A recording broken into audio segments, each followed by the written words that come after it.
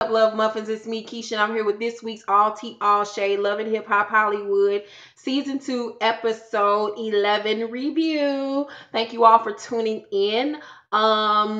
This week's beat is brought to you by me.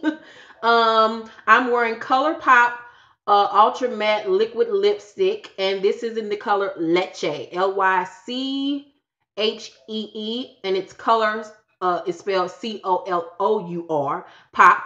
You can get this lipstick for $7 at colourpop.com. This is like a purpley, pinky kind of like shade. Hopefully it's showing up on the camera. I love this lip color. This is actually my first time wearing it. So I'm like absolutely in love. It's giving me that Kylie Jenner fall, wintertime, come kiss me look. I love it. So yeah, that's about my makeup look tonight. She speaks. Okay, let's get into my review of tonight's episode of Love and Hip Hop Hollywood. So we start off with Fizz asking Moniece to be in his music video for Lotion. Such a horrible name for a song. And as soon as he asked her, I was like, that is a bad fucking idea, because this shit is going to go fucking south, because this chick is crazy and she's mentally disabled. Like, she's just all over the place, an emotional wreck. And I was like, this is not a good deal. You could ask me to be in your video for free. I could did my own hair and makeup. I got my own clothes. Like, you would have been better off calling me Fizz. So, she immediately goes into, you know, are you dating anybody? You seeing anybody? And he like, man, I don't really want to tell you because you crazy and you might try to attack her. And she like, nah, I'm good. I ain't gonna be fighting nobody. It's all good. I got a man. But low key, she trying to figure out if he talking to somebody so she can weasel her way on back in. And so he tells her that he's dating Miss Nikki Baby. And she's like, I mean, okay, you can do better than that.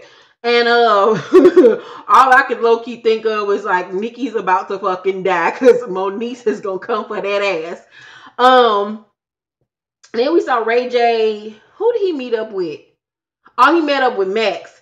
And they were talking about him and Princess or whatever. He was saying how much he missed Princess and he want her back, and how he used to be a 90% cheater and now he's only a 5% cheater. And then Max dumbass gonna co-sign that bullshit by saying she gotta respect that.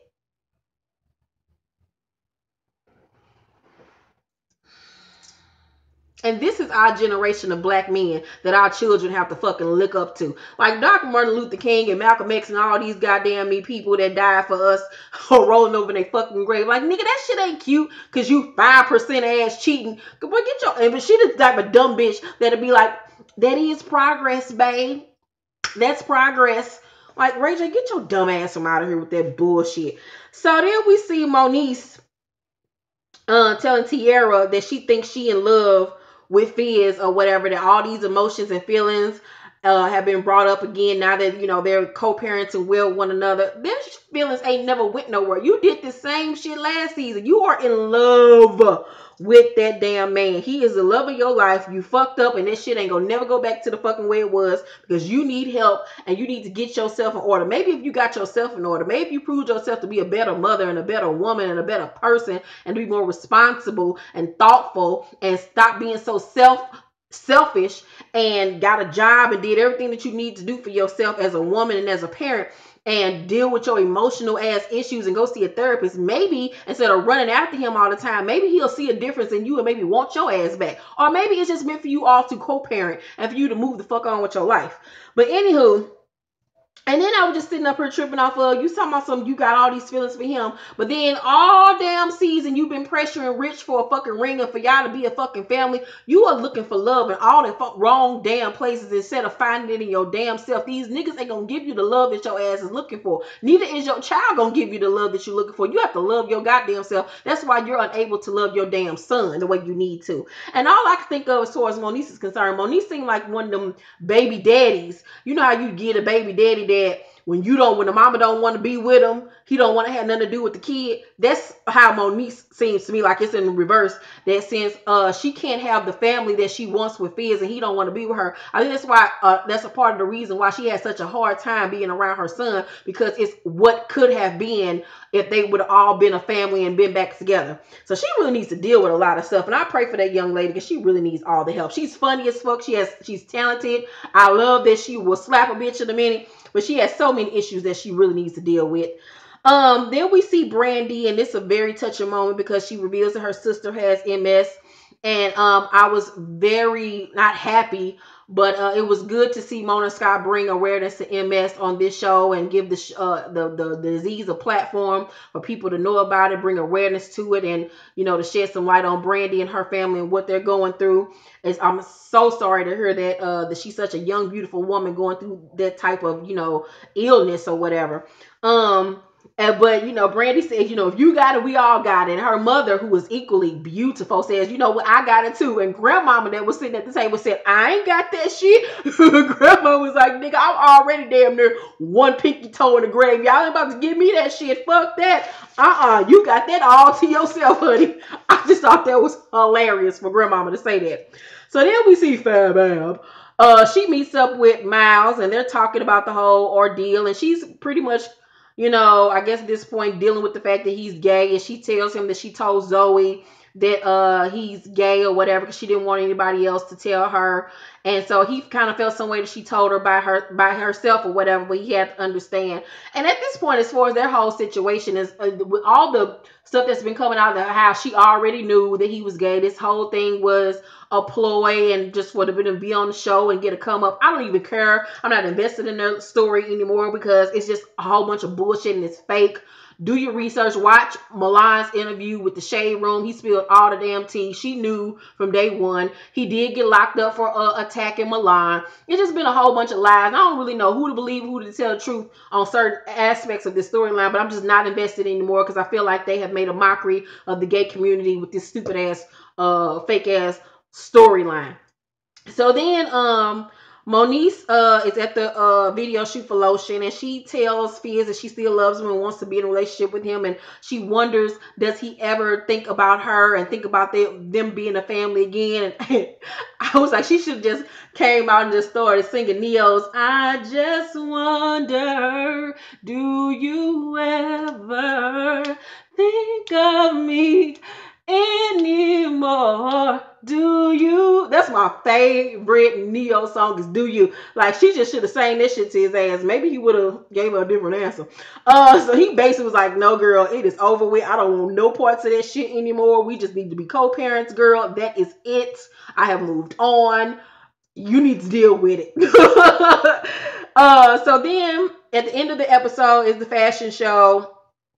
And Hazel is there, getting everything together. And she said she received a text message from Tierra saying that she was going to come to the show. So immediately, this bitch grabs up her shit on some, time to go type shit, and gets her crew. And she says, I am out of here. I'm ready to go. And Milan is like, girl, what you leaving for? She was like, because Tierra's coming. I don't want to be embarrassed. I don't want to have no beef here. This is supposed to be a nice event. I'm over it and I'm done. And so he like, that's real whack of you to just leave us at the 10th hour, at the 10th hour or whatever when this shit about to go on. You just gonna play us and leave us.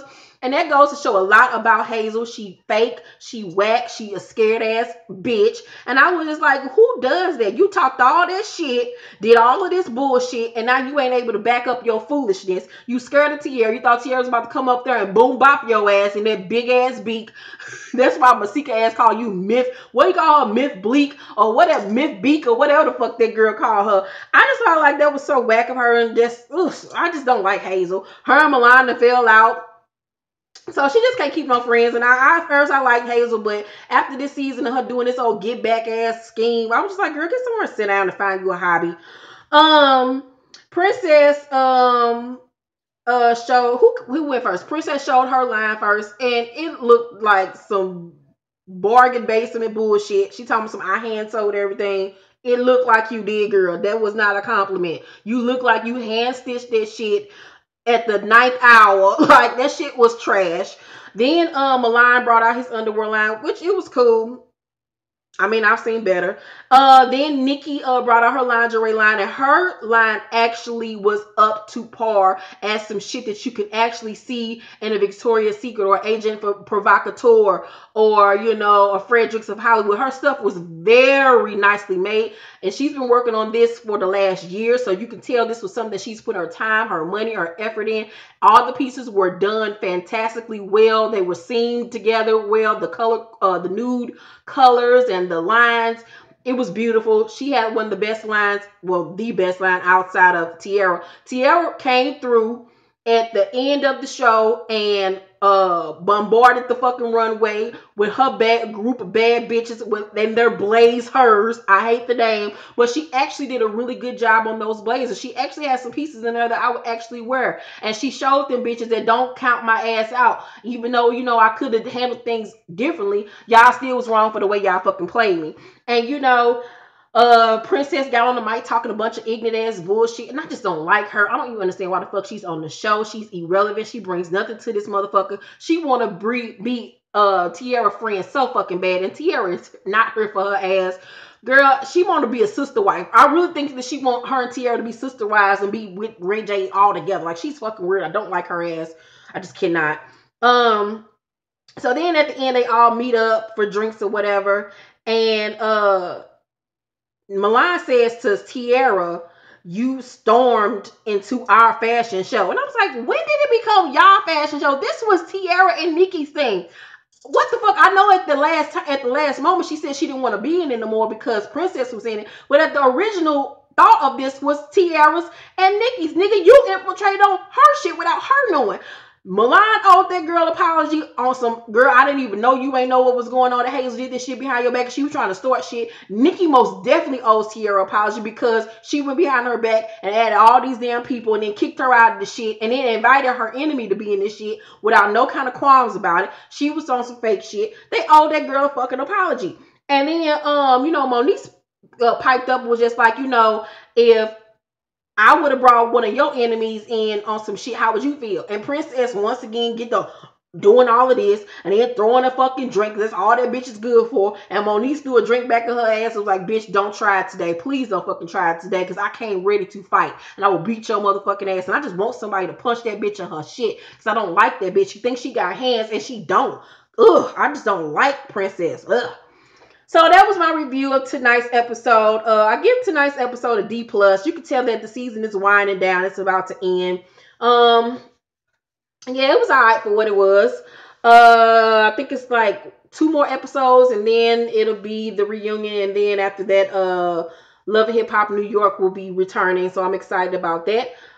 Thank you all for watching these videos. My All Tea All Shade Real Housewives of Atlanta video is up right now, as well as my Black Ink Crew Chicago review. And like I said, hopefully I will be back this Wednesday with the Empire review. I didn't review last week's episode because it was ridiculous and I just was not here for it. It was stupid. Yeah, so leave your comments and your thoughts about tonight's episode down in the comments. And I love you all and have a great night.